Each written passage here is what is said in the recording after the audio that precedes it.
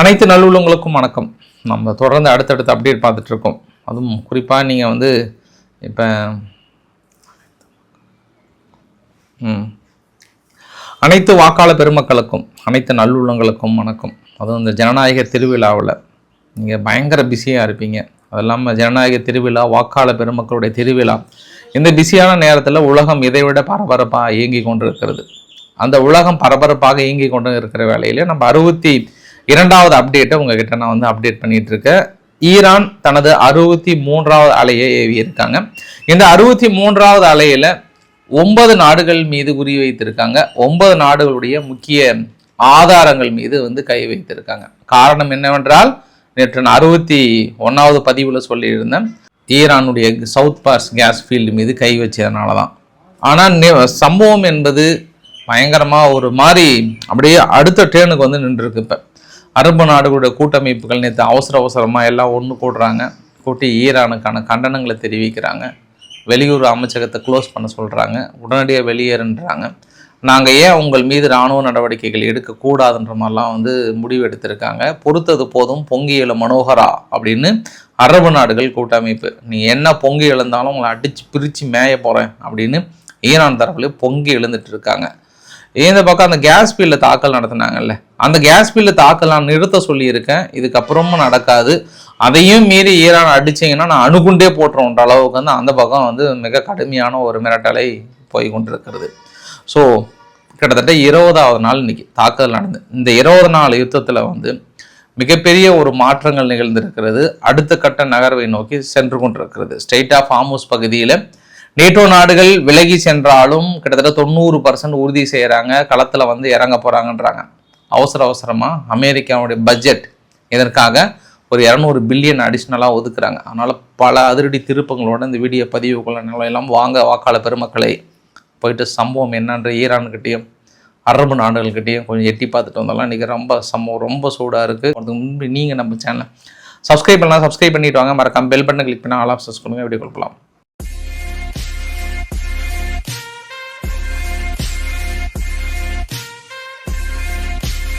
Iran வந்து miscalculate பண்ணிட்டாங்களா, இல்லை தனது நிலைமையை வந்து விளக்குவதற்காக இந்த தாக்குதல் அடித்தாங்களா அப்படின்றது நம்ம 2 ஆங்கிளில் நம்ம பார்க்கலாம். நம்ம நேற்று இரவு பதிவில் உங்ககிட்ட வரைபடங்களோட நான் தெளிவாக சொல்லியிருந்தேன்.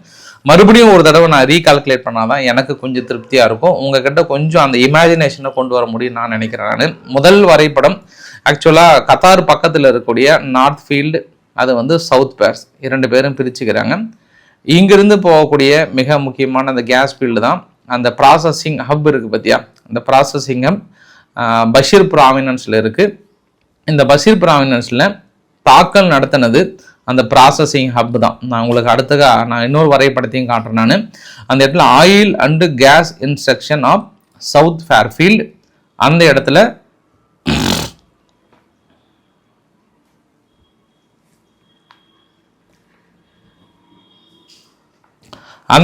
தான் இந்த தாக்கல் நிகழ்த்தியிருந்தாங்க.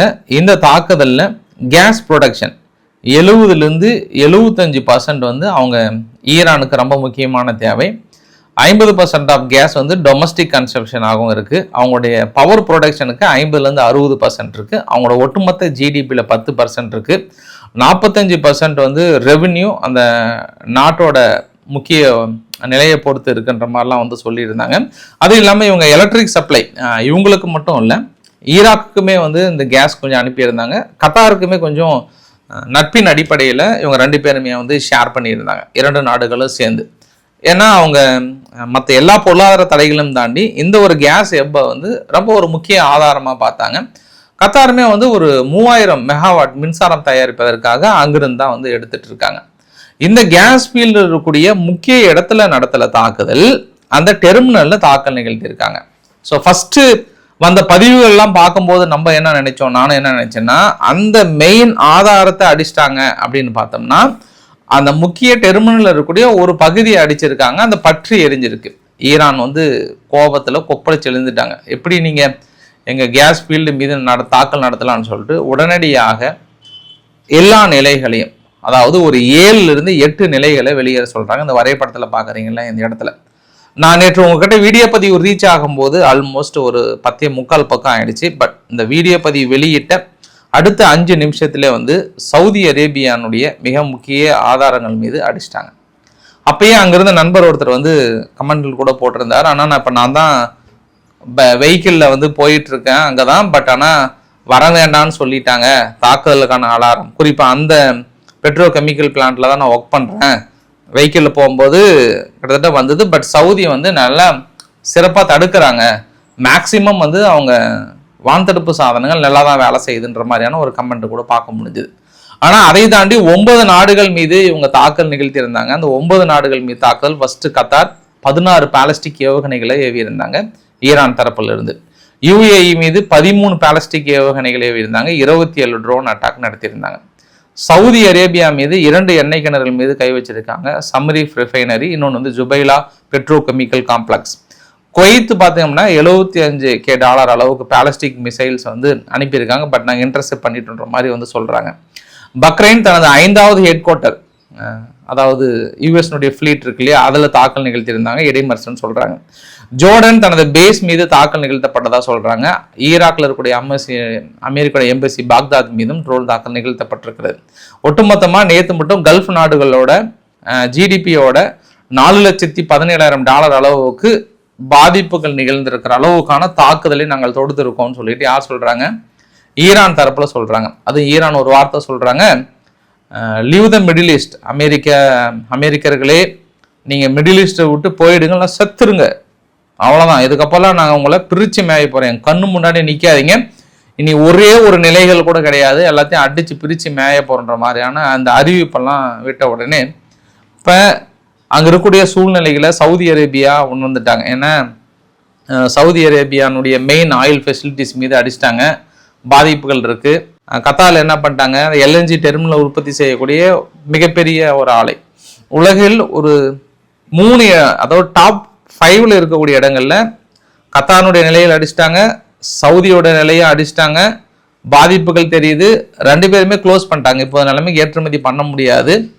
அது டெர்மினல் விழுந்து வெடிச்சதா இல்லை டைரக்டா ஹிட் அடிச்சதான்னா, ஒன்று டைரக்ட் ஹிட் அடிச்சிருக்கு, இன்னொன்று வந்து இவங்க அனுப்பின ஏவுகணைகளை இடைமறித்தாலும் அது வந்து விழுது இல்லையா, அது வந்து பெருசா பாதிப்புக்குள்ளா இருக்கு. அது உங்களுக்கு நான் இன்னொரு விஷயத்தையும் சொல்லிடுறேன். நான் இந்த சவுதி அரேபியானுடைய நம்ம வரைபடத்தை நேற்று இரவு பார்க்கும்போது இந்த பிரின்ஸ் சுல்தான் ஏர்பேஸ் அப்படின்னு இருக்கு இல்லையா, அது பக்கத்துல இருக்கு பாருங்க, 2 அதுக்கு மேல ஒன்று ரியாத் பக்கத்துல, குறிப்பா தலைநகர் பக்கத்துல எக்ஸ்ப்ளோசிவ் பார்த்தாவே தெரியுது, அதுதான் பாதிப்புக்குள்ளான பகுதி. இன்னொரு பகுதி பார்த்தீங்கன்னா இண்டஸ்ட்ரியல் ஜோன். இந்த 2 இடத்துல நேரடியான தாக்கல் நிகழ்த்தப்பட்டிருக்கிறது. அதுக்கான புகைப்படங்களும் தெளிவாக தெரிகிறது. சுல்தான் ஏர்பஸ்ல ஒரு ட்ரோன் அனுப்புனாங்க, அதையும் சுட்டு வீழ்த்து தான் சொல்றாங்க. ஸோ இந்த 2 தாக்குதல், இந்த கத்தாரோட தாக்குதல். இதுக்கப்புறம் வந்து டெல்லவியூ மீது தாக்கல் நிகழ்த்தினாங்க. டெல்லவியூ மீது ஒரு 4 இழப்புகள், பெரிய அளவுக்கான கொத்து குண்டுகள் வந்து வீசப்பட்டிருக்கிறது. மறுபடியும் சமூக ஊடகங்கள்ல நான் ஒரு விஷயம் நான் கிளாரிஃபை பண்ணிடுறேன். தொடர்ந்து இந்த மாதிரி பழைய வீடியோக்கெல்லாம் போட்டு நிறைய மக்களை வந்து நம்ப வைக்கிறாங்க, பயங்கரமான இழப்புகள் அப்படின்ற மாதிரியும். கொத்து குண்டுகளுக்கும் நேரடி பாலிஸ்டிக் ஏவுகணைகளுக்குமான தாக்குதல் என்பது வித்தியாசம் இருக்கு. நான் வந்து நிறைய தடவை சொல்லியிருக்கேன். கொத்து குண்டுகள் அப்படின்றத வந்து சிறிய சிறிய பாதிப்புகள் எல்லா இடத்துலையும் ஏற்படும். ஆனால் பாலிஸ்டிக் ஏவுகணை வந்து ஒரு கட்டடத்தை சரிக்கும். ஆனால் தொடர்ந்து இவங்க பாலிஸ்டிக் ஏவுகணைகள் அனுப்புறது ரொம்ப குறைவா இருக்கு, கொத்து குண்டுகளாக அனுப்பிட்டு இருக்காங்க. ஏன்னா பாலிஸ்டிக் ஏவுகணைகளை இடைமறிக்கிறாங்க அப்படின்றதுனால வந்து. ஆனால் டெல்லவியூ போன்ற மொத்தம் 5 நகரங்கள் பெரிய அளவுக்கு பாதிக்கப்பட்டிருந்தது வந்து தெரிஞ்சு முடிந்தது. பதிலுக்கு இவங்களும் வந்து சிராஸ் போன்ற பகுதியில் தாக்கல் நடத்தியிருந்தாங்க, யாரு, இஸ்ரேல் தரப்புல. அது இல்லாமல் அங்கே அசர்பைஜான் பக்கத்தில் இருக்கக்கூடிய அந்த காஸ்பியன் சி கடல் பகுதியில் ஒரு முக்கிய துறைமுகம் ஒன்று வச்சிருக்காங்க. அங்கே முக்கிய ஆதாரங்களாக இருந்த ஈரானுடைய பகுதிகளை இவங்க பதிலுக்கு நேற்று இரவும் வந்து அடிச்சிருந்தாங்க. அது இல்லாமல் விக்டோரியா ஏர்பேஸ் பாக்தாத் பகுதியில், ஈராக்கினுடைய பகுதியில் கடுமையான பாதிப்புகள் இருந்தது பார்க்க முடியும். இதெல்லாம் பதிலுக்கு பதில் தாக்குதல், இவங்க அடிக்கிறது அவங்க அடிக்கிறது, அங்க இருக்கக்கூடிய தாக்குதல்லாம் பார்க்க முடியுது. இந்த சூழ்நிலையில சவுதி அரேபியா உடனடியாக எல்லா அமைச்சகத்தையும், அதாவது அரபு நாடுகளுடைய ஃபாரின் மினிஸ்டர் எல்லாத்தையும் ரியாத்தில் கூப்பிடுறாங்க, அவசர அவசரமா கூப்பிடுறாங்க. நேற்று இரவே வந்துட்டாங்க எல்லாருமே. ஏன்னா நியூஸ் பெருசு இல்லை, ஏன்னா ஒரு பெரிய ஒரு அட்டாக் நடத்திட்டாங்க. அடுத்து உலகத்தினோட எனர்ஜி தேவைகளை 50% மேலே கை வச்சிட்டாங்க.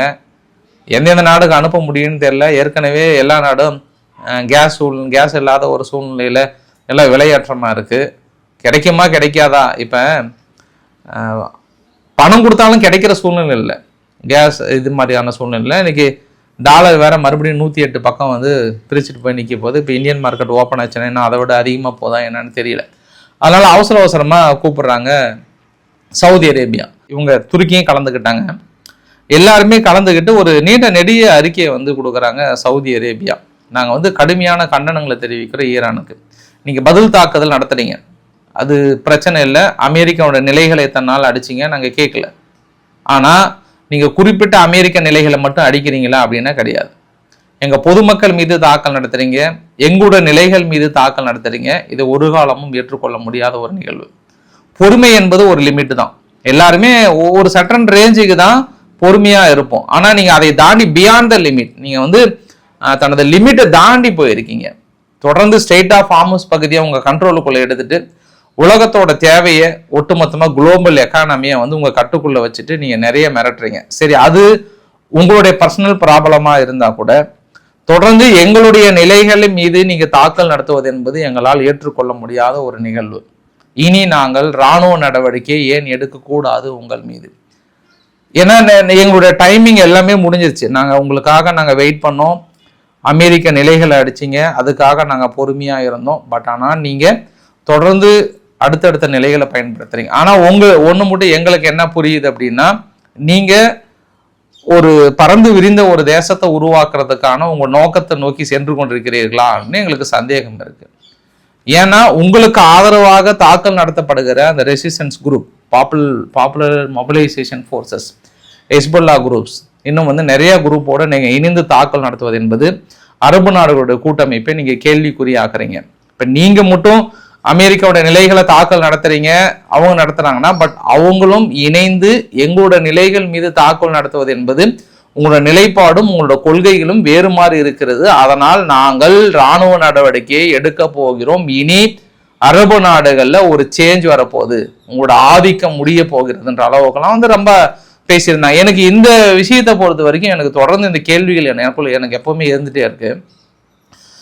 அமெரிக்கா வைக்கிற குற்றச்சாட்டுக்கு வந்து ஈரான் கிட்ட அணு ஆயுதம் இப்ப இல்லை, தவறான குற்றச்சாட்டுல தாக்கல் நடத்தினாங்கன்னு கூட வச்சுக்கலாம். சப்போஸ் நாளைக்கு அவங்க கிட்ட அணு ஆயுதம் இருந்ததுன்னா ஈரான் கிட்ட எந்த அளவுக்கான உயர்தர அதிநவீன பாலிஸ்டிக் ஏவுகணைகள் இருக்கோ அதே ஏவுகணைகள் எல்லா ரெசிஸ்டன்ஸுக்கிட்டையும் இருக்கு. ஒரு நாட்டில் அந்த அரசாங்கத்துக்கு எதிராக போராடுகின்ற குரூப்ஸ் கிட்ட எல்லாத்துக்கிட்டையும் இருக்கு. ஈராக்கில் மட்டும் 8 ரெசிஸ்டன்ஸ் இருக்காங்க. ஈவன் நேற்று உங்களுக்கு ஒரு வீடியோ பதிவு கூட காட்டுறேன் நான். ஜோர்டன்ல இருக்கக்கூடிய ஒரு ரெசிஸ்டன்ஸ் குரூப்பு தங்கிட்ட இருக்கக்கூடிய ஆயுதங்களை வீடியோவை வெளியிடுறாங்க. ஜோர்டன் உங்களை நான் முடிக்க போறேன் அப்படின்றாங்க. ஈராக்கில் இருக்கக்கூடிய 7 ரெசிஸ்டன்ஸ் குரூப்பும் வந்து உங்களை வந்து முடிக்க போறேன்றாங்க. நாளைக்கு இந்த குரூப் கிட்ட வந்து இவங்க அணு ஆயுதங்கள் கிடைச்சா கொடுத்துருக்க மாட்டாங்களா அப்படின்ற இந்த கேள்வி எனக்கு தொடர்ந்து வந்துட்டே இருக்கு. ஏன்னா இவங்க ஹெஸ்புல்லாவை ஃபுல்லாக வளர்த்துறது என்பது அது அவங்களோட கொள்கைக்கு அவங்க குட் பாய்ஸாக இருக்கலாம். ஆனால் இது எல்லாமே அரபு நாடுகள் இன்னைக்கு வச்ச கேள்வி எல்லாமே அதுதான். நீங்கள் ரெசிஸ்டன்ஸ் கிட்ட உங்கள் ஆயுதங்கள்லாம் கொடுத்து பெரிய அளவுக்கு நீங்கள் தாக்கல் நடத்த சொல்வது என்பது ஏதோ நீங்கள் தான் இந்த அரபு நாடுகளை கட்டி காத்து எல்லாத்தையும் அடிக்கிற மாதிரி இருக்கு அப்படின்ற மாமா இந்த கூட்டமைப்பு எல்லாமே தொடர்ந்து சொல்லப்படுகிற விஷயம். இந்த இடத்துல ஈரான் வந்து மிகப்பெரிய ஒரு தவறு என்ன செஞ்சிருக்காங்க அப்படின்னா, இவங்க அமெரிக்காவோட நிலைகள் அடிக்கலாம், பட் திருப்பி அவங்களோட எம்பசி அடிக்கிறது மீது எல்லாம் அடிச்சதுனால என்ன பண்ணிட்டாங்க, கத்தார் முதல் முறையாக எல்லாத்தையும் வெளியேற சொல்லிட்டாங்க. யாரு? ஈரானுடைய தலைமையகத்தை குழுவை நீங்கள் இங்கிருந்து 24 மணி நேரம் டைம், அதையும் மீறி பண்ணீங்கன்னா நாங்கள் கைது பண்ணிட்டு வந்துட்டாங்க. இப்போ ஆல்மோஸ்ட் சவுதி அரேபியா வந்து இராணுவ நடவடிக்கைகள் எடுக்க போறன்ற மாதிரி வந்து சொல்லியிருக்காங்க. இனி அடுத்தடுத்த நடவடிக்கைகள் மிக கடுமையாக இருக்கும், இதுவே எங்களுடைய இறுதி எச்சரிக்கை அப்படின்ற ஒரு வார்த்தையும் வந்து சொல்லியிருக்காங்க. இந்த சைடு கேப்ல வந்து இப்போதான் ஓடி வந்து இந்த எம்பசி, அதாவது ரெசிஸ்டன்ஸ்ல மொத்தம் ஒரு 8 ரெசிஸ்டன்ஸ் இருக்காங்க ஈராக்ல. அதில் ஒரு ரெசிஸ்டன்ஸ் குரூப் மட்டும் ஓடி வந்து இஸ்ரேல் வந்து பெய்ரூட் மீது தாக்கல் நடத்தாமல் இருந்ததுன்னா, இல்லை தொடர்ந்து எங்களோட பகுதியில் அமெரிக்கா தாக்கல் நடத்தாமல் இருந்தால் நாங்கள் தாக்கல் நடத்துறதை நிறுத்துறோம் அப்படின்ற மாதிரிலாம் வந்து சொல்லியிருக்காங்க. பட் அது எந்த அளவுக்கும் தெரியல. ஆனால் ஈரான் அரபு நாடுகளுடைய எதிர்ப்பை சம்பாதிச்சதுனால இனி அடுத்த கட்ட நிகழ்வு வந்து ரொம்ப ஒரு முக்கியமாக பார்க்குறாங்க.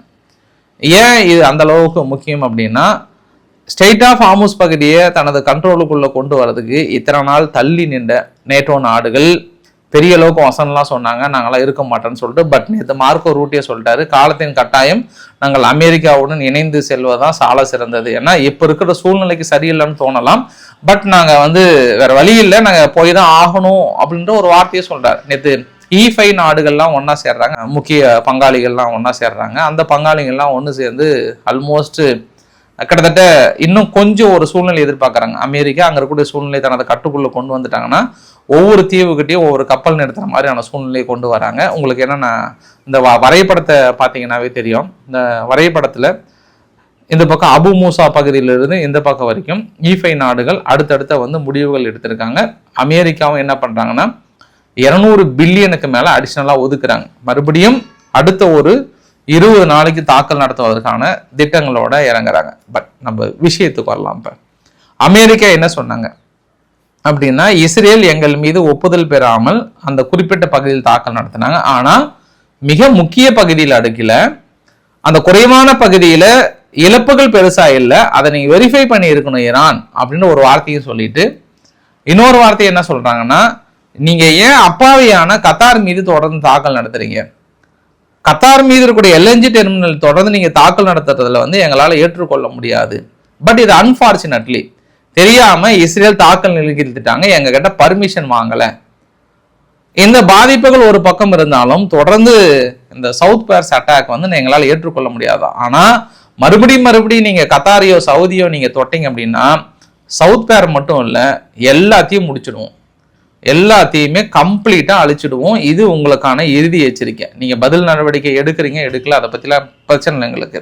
ஆனா மறுபடியும் கத்தார் மீது நீங்க கை வச்சீங்க அப்படின்னா தொட்ட கெட்ட அந்த அளவுக்கு கண்டிப்பா பங்கர் பஸ்டர் மூலியமா உங்களை அடிச்சிடுவோம் அப்படின்னு சொல்லியிருக்காங்க. அப்ப இந்த மிரட்டல் என்பது அடுத்த கட்ட ஒரு பதற்றத்தை கொண்டு போயிருக்கிறது.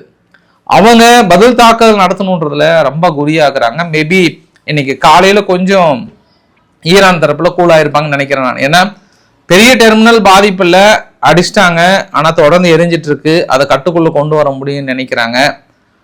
அதையும் மீறி நடந்தது அப்படின்னா இதுக்கப்புறம் தான் இந்த மாதிரி முக்கிய டெர்மினல்ல தாக்கல் நடத்த மாட்டோம்னு சொல்லிட்டு அமெரிக்கா உத்தரவாதம் கொடுத்துருக்கிறது. இதுல நம்ம 2 ஆங்கிள் பார்க்கலாம். இவங்க பிளான் சி ஆக்சுவலா அதுதான் வச்சிருந்தாங்க. அமெரிக்காவும் இஸ்ரேலும் ஈரான்ல இருக்கக்கூடிய வங்கிகள் மீதோ இல்ல பவர் இன்ஃப்ராஸ்ட்ரக்சர்ஸ் மீதோ இல்ல முக்கிய ஆதாரங்கள் மீதோ கை வைக்கணும்னு தான் முடிவு பண்ணியிருந்தாங்க. ஆனா ஈரான் அதை இந்த பதிலடி மூலயமா தான் அதை நிவர்த்தி பண்ணாங்கன்னா மறுபடியும் கை வைக்காத மாதிரி பார்த்துக்கிட்டாங்க. அதாவது உடனே உங்க பேங்கிங் சிஸ்டத்து மீது அடிச்சிருவோம், உடனே எங்க அரபு நாடுகள் இருக்கக்கூடிய நிலைகள் மீது அடிக்கும்னு சொன்னாங்க பார்த்தியா. அதனால இந்த பிளான் சி ஹோல்டு பண்ணாங்க. பட் இதுக்கப்புறம் என்ன ஆகும்னா, இந்த அரபு நாடுகள்லாம் இத்தனை நாள் அவங்க அமெரிக்காவுக்கு இடங்களை மட்டும்தான் கொடுத்தாங்க, வேற எந்த சப்போர்ட்டுமே பண்ணல. அமெரிக்கா இதுவரை அரபு நாடுகளுடைய நிலைகள் இருந்து தாக்குதல் நிகழ்த்தவே இல்லை. அதை ஈரான் உணர்ந்திருப்பாங்க தான் நினைக்கிறேன் நான். இப்போ பிரான்ஸ் அதிபர் மேக்ரன் அவர்கள் மறுபடியும் கத்தாருக்கிட்டையும் சவுதிக்கிட்டையும் பேசிட்டு எனர்ஜி இன்ஃப்ராஸ்ட்ரக்சர்ஸ்லாம் தாக்கல் நடத்தியிருக்கக்கூடாது, மறுபடியும் நான் ஒரு லொஜக் பஜக் மோடுக்கு வரேன், டிஃபென்ஸ் மோடுக்கு வரேன், கவலைப்படாதீங்க நண்பா நான் சேர்றேன் அப்படின்ற மாதிரி சொல்லியிருக்கிறாங்க. எத்தனை தடவை சேருவீங்கன்னு எனக்கு தெரியல. ஏற்கனவே ஃபோன் பண்ணீங்க, போர்க்கப்பல் அனுப்பி உங்களை காப்பாற்றுறேன்னு சொன்னீங்க, பட் தெரிச்சு ஓடி போய் அந்த ஏரியாவில் நிற்கிறீங்க. மறுபடியும் நேற்று நைட்டு ஃபோன் பண்ணி இல்லை நான் வரேன்னு சொல்கிறீங்க. அது எதுவோ உங்களுடைய நிலைப்பாடு. பட் இன்னொரு பதற்றம் மறுபடியும் இஸ்ரேல் இந்த பஷர் நியூக்ளியர் பவர் பிளான்ட் இருக்கு இல்லையா, அந்த நியூக்ளியர் ரியாக்டர் பக்கத்தில் மறுபடியும் ஒரு தாக்குதல் தலைமலை கையை வச்சுருப்பாங்க. இந்த இடத்துல இந்த பஷர் நியூக்ளியர் பவர் பிளான்ட் அடித்தாங்கன்னா மறுபடியும் இங்கே பெரிய ரேடியேஷன் வரும், பெரிய பாதிப்புகள் வரும்னு சொல்லியும் இஸ்ரேல் ஏன் தொடர்ந்து இந்த மாதிரியான வேலைகளை பண்ணிட்டே இருக்கிறாங்கன்னு தெரியல. நேற்று அந்த கேஸ் ஃபீல்டு அடித்தது, இன்றைக்கி மறுபடியும் இங்கே அடித்தது, இது எல்லாமே அடுத்த கட்டத்தை கொண்டு போயிட்டே இருக்கிறாங்க. ஆனால் இல்லை நம்ம இன்னொரு ஆங்கிள், இஸ்ரேல் அடித்ததுனால இந்த பக்கம் அரபு நாடுகள் எல்லாமே ஒன்று சேர்ந்து என்ன பண்ணுறதுன்னு தெரியாமல் இப்போ ஈரானை எதிர்த்து நின்று இராணுவ நடவடிக்கை வரைக்கும் நின்றுட்டாங்கன்றது கூடுதல் தகவல். இப்போ இன்னொரு தலைவலி, இப்போ ஹெஸ்புல்லா என்ன மிரட்டுறாங்க, லெபனானுக்குள்ளார இந்த தாக்குதல்களை நிறுத்தவில்லை என்றால் இனி லெபனானில் இருக்கக்கூடிய முக்கிய அமைச்சர்கள் முக்கிய தலைவர்கள் மீது கை வைக்கப்படும் அப்படின்னு சொல்லிட்டாங்க. அப்போ வந்துருச்சு அங்கேயும். இப்போ எல்லா நாடுகளும் ஓடி என்ன பண்ணுவாங்க, ஹெஸ்புல்லா எதிர்ப்பாங்களா, எதிர்க்க மாட்டாங்களா? ஹெஸ்புல்லா இத்தனை நாள் அமைதியாக இருந்தாங்க. இப்போ என்ன சொல்கிறாங்கன்னா, லெபனானுடைய முக்கிய கவர்மெண்டோட ஆஃபீஸர்ஸுடைய மெம்பர்ஸை நாங்கள் எக்ஸிக்யூட் பண்ண போகிறோம், தூக்க போகிறோம் அப்படின்னு ஒரு வார்த்தை சொல்கிறாங்க. இந்த வார்த்தை மறுபடியும் ஹெஸ்புல்லாவுக்கு குட் பாய்ஸாக இருந்தாங்கன்னா அவங்கள ரொம்ப ட்ரபுள் ஆகிடும். இது இன்னும் அதிகமான இராணுவ நடவடிக்கை எடுப்பதற்கான வாய்ப்புகள் தொடர்ந்து லெபனான் கவலைக்குரிய விஷயமாக தென்படுகிறது. இந்த ஹெஸ்புல்லானுடைய கடைசி கட்ட எச்சரிக்கை. ஏன்னா உங்களுக்கு நான் இருக்கிற சூழ்நிலையை காட்டுறேன். நான் அங்கே இருக்கக்கூடிய தாக்குதல் இது லெபனானுக்குள்ள நடந்த தாக்குதல் நிலவரங்கள். இஸ்ரேலினுடைய 3 மெர்காவா டேங்க் உள்ள நுழையும் போது நேரடி தாக்குதல் நிகழ்த்தி இருக்கிறோம்.